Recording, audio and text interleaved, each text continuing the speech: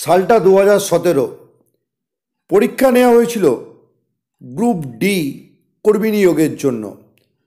অথচ সেই পরীক্ষার ফলাফলের পর দেখা যায় যে যাদের নিয়োগ করা হয়েছে তারপরও বেশ কিছু ভ্যাকেন্সি খালি পড়ে আছে, অথচ ওয়েট লিস্টে থাকা প্রার্থীরা ডাক পায়নি। আর এ নিয়ে কম বেশি বিভিন্ন সময়ে রাজ্য সরকারেরকে তারা তদবিরও করে, কিন্তু কোনো কর্ণপাত হয়নি। তাই এমতো অবস্থায় তারা আজ গোলপার্ক থেকে রাসবিহারী এভিনিউ পর্যন্ত মহা মিছিল ও অবস্থান কর্মসূচি পালন করে গ্রুপ ডি ওয়েট লিস্টেড কর্মীরা। সাথে তারা নবান্নের মুখ্যমন্ত্রীর নিকট ডেপুটেশন দেওয়ার কথাও জানায়। এই শান্তিপূর্ণ অবস্থানকে কেন্দ্র করে এক ধুন্ধুমার কাণ্ড বেঁধে যায়। পুলিশ সেই নবান্ন পর্যন্ত যেতে দেয় না এই প্রার্থীদেরকে, ফলে তাদের সাথে ধস্তাধস্তি বচসাও বাঁধে। এমতো অবস্থায় 100 জনের উপর প্রার্থীকে তারা আটক করে, যা দেখছেন আপনারা সব খবরের পর্দায়। এরই সাথে শুনে নেব কি জানাচ্ছেন এই ওয়েট লিস্টেড থাকা প্রার্থীরা, তাও দেখে নেওয়া যাক সব খবরের পর্দায়।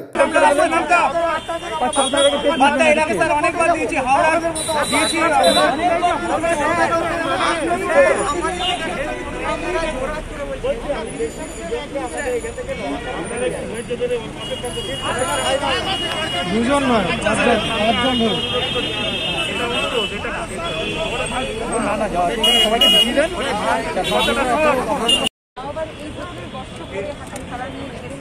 আমরা প্রত্যেকেই বঞ্চিত পরীক্ষায় ওয়েটিং প্রার্থী এবং আমরা লেখা পরীক্ষায় পাস করেছি, ইন্টারভিউতে পাস করেছি, কিন্তু 3 বছর হলো আমাদের নিয়োগ দিচ্ছে না।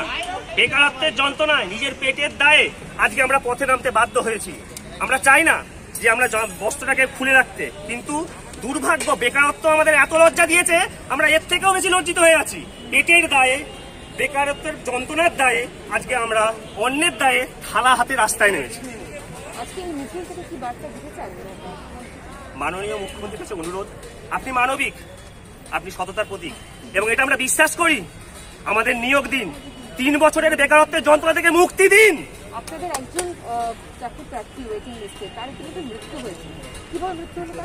মৃত্যু হয়েছে বেকারত্বের যন্ত্রণায় মৃত্যু হয়েছে। বেকারত্বের জন্য সে সারা রাত ঘুমোতে পারেনি, তাই জন্য আজকে গুমড়ে গুমড়ে মরে আজকে সে মৃত্যু পথযাত্রী হয়েছে। হয়তো তার নাম হচ্ছে দীনেশ। এবং আমরাও আমাদের রাতের ঘুম চলে গেছে।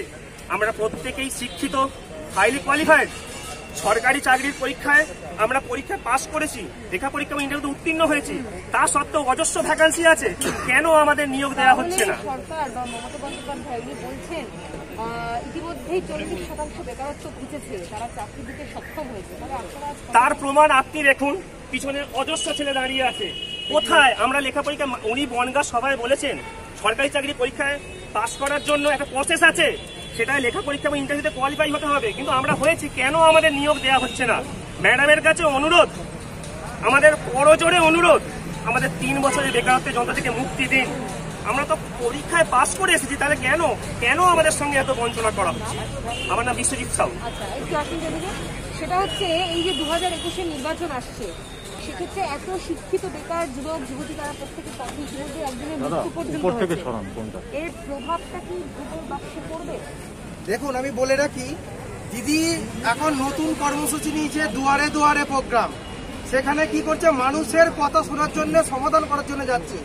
আর আজকে আমরা 3 বছর ধরে সরকারের দুয়ারে দুয়ারে গিয়ে আমাদের আজ পর্যন্ত কোনো সুফল পেলাম না।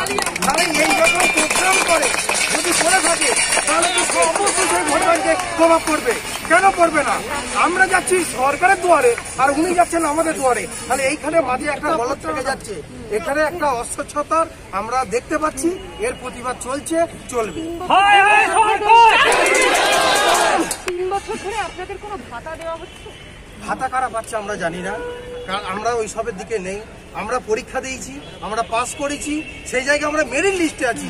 আমাদের দাবি যেহেতু আমরা পাস করা ছেলে, আমাদের মুখ্যমন্ত্রী বলছেন কেন বেকারত্ব মিটেছে, সেটা উনি জানেন, উনি ভালো বলতে পারবেন কি হচ্ছে।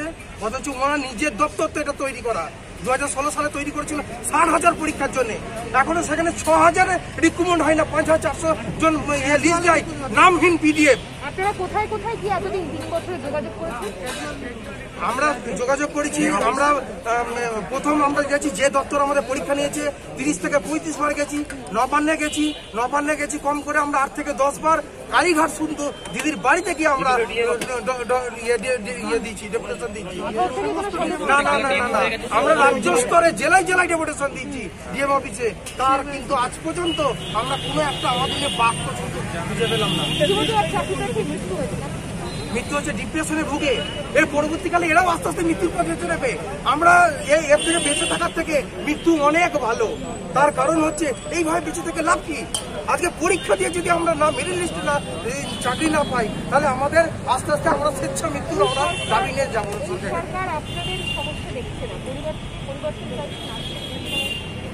সেটা ভোট বাক্স পরিবর্তন হিসাবে আমরা চাইছি আমাদের নিয়োগ দেওয়া হোক। আমরা এটা ভোট বাক্স বলবে, সমস্যার সমাধান না হলে অবশ্যই প্রভাব পড়বে। আমার নাম সনাতন মামদা।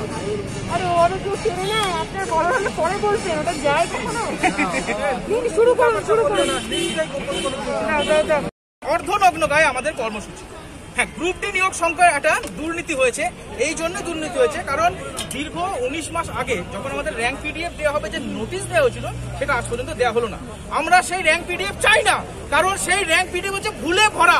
এখন সেই র্যাঙ্ক পিডিএফ দিয়ে হবে নাকি? আমাদের পিছনে যারা ছিল তারা ক্রমাগত ভাবে সামনে এগিয়ে গেছে, তারা রিক্রুটমেন্ট পেয়েছে কিনা সেটা আমরা জানি না। এখন সে ভুলে ভরা র্যাঙ্ক পিডিএফ চাই না।